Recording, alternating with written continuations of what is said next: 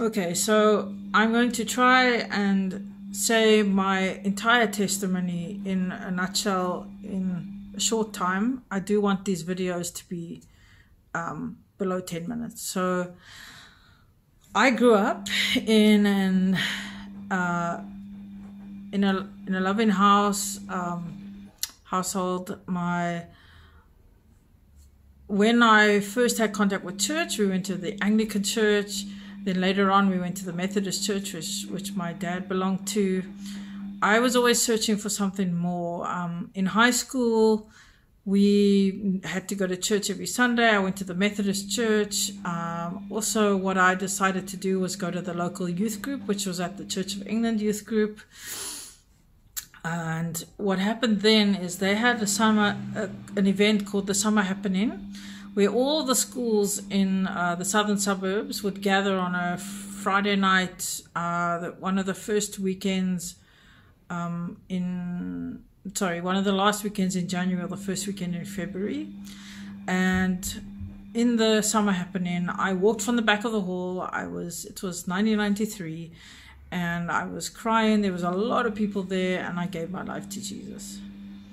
What followed on from there is that the friend I'd brought to that youth group stayed there, and then after school I started to go to another church, and I got baptized in I think it was 1997, around about then. But before then, between 96 and 97, I went on a summer camp. This is when the Holy Spirit really fell in South Africa. It was a camp in Mossel Bay. We were supposed to do like a camp concert at the end. There's a whole nother story of how I got to the camp.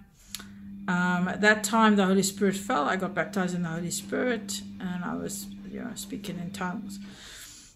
If we move on a little bit along from there, I was really pursuing Jesus, and it was really actually going quite well. And then I went to work at a Christian place in George. And September that year, I really fell into a bad temptation, and I felt so violated. So I lost my virginity in September, and it was the night before I was meant to go for a job interview for the Hilton Hotel in Johannesburg. I was meant to catch a flight the next morning. So I felt violated, and yes, I did have some part to play. I felt like it was a rape. I felt like the person actually put something in my drink. Immediately after it happened, I wanted to go to the kitchen, grab a knife, and kill myself. He had to prevent me from doing that.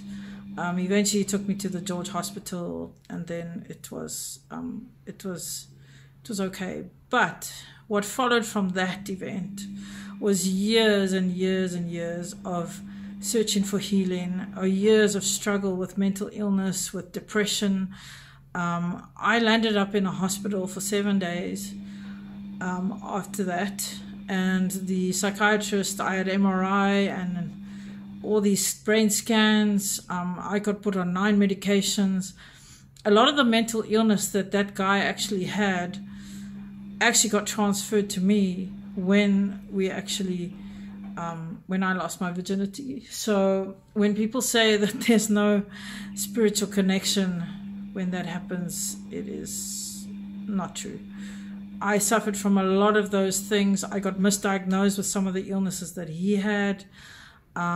It has taken many years to get free from the depression, and at the moment I am not on any medication, and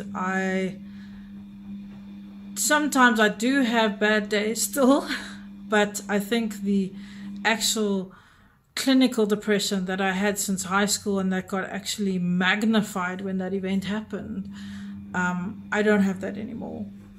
The last time I took depression tablets was probably pre-lockdown, maybe. I was going to go back on the tablets, but I didn't. And I do believe that I'm free from that depression. I do feel sad some days, but it's gone. And yeah, so that was one of the incidents that really marked my life.